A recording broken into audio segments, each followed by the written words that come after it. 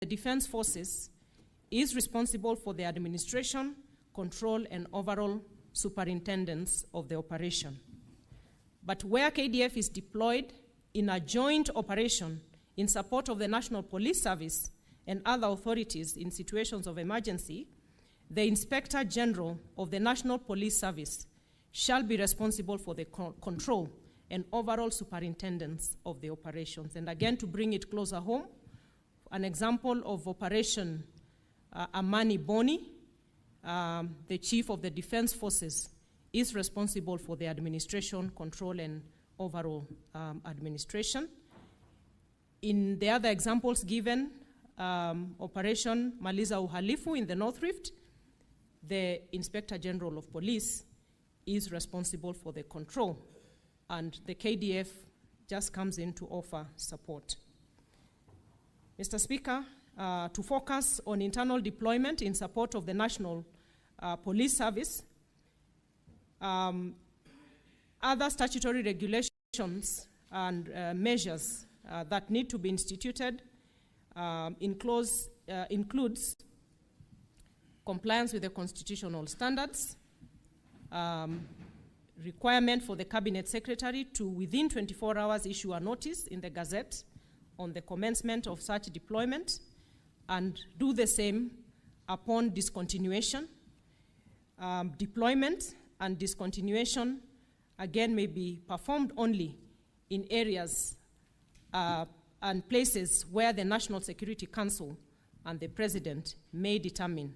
So the areas of deployment cannot therefore be arbitrary. They are guided by the National Security Council accordingly.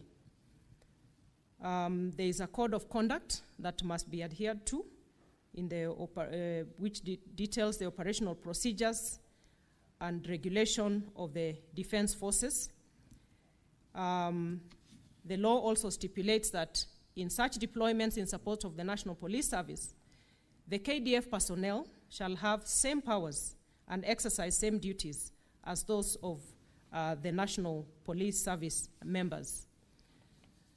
The KDF personnel also are required to undergo prior training before deployment.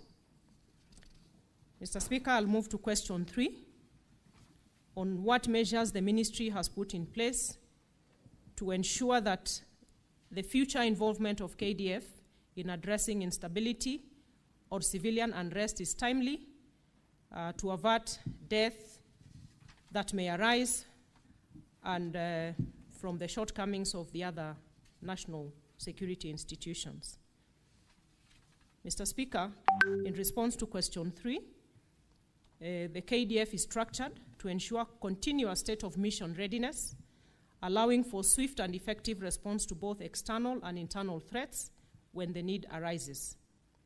However, in its participation